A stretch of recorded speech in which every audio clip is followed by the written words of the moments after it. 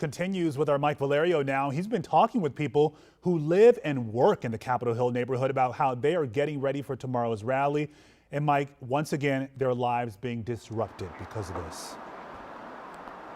Yeah, Lorenzo, absolutely. And I think you put it really well at the beginning of the show that the atmosphere right here is tense. There is this palpable apprehension about what could happen tomorrow. But so, just spending the last couple hours here, I really think that there are two areas of conversation. There's what people think about law enforcement, which frankly is incredibly high after 8 months of hearings about how to improve the law enforcement posture and make sure that January 6th at our Capitol never happens again. And then there's also the other bucket over here, which is what people think about the fence, and that area of conversation is much more varied. But as we show you what we have seen here over the past few hours behind the Supreme Court and behind the Capitol, as we walk towards Eastern Market, of course people here are saying their neighborhood militarized again. We have seen this movie before, but in this little soundbite montage that you're going to hear from three people, we first began with the question of whether people thought the Justice for J6 protesters should have had their permit granted in the first place. Take a listen.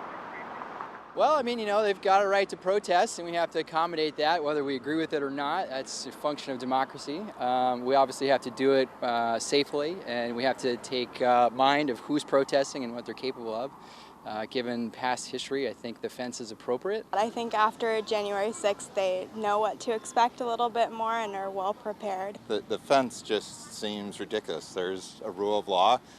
Get enough people, arrest them if they break it. If they don't break it, things should be fine.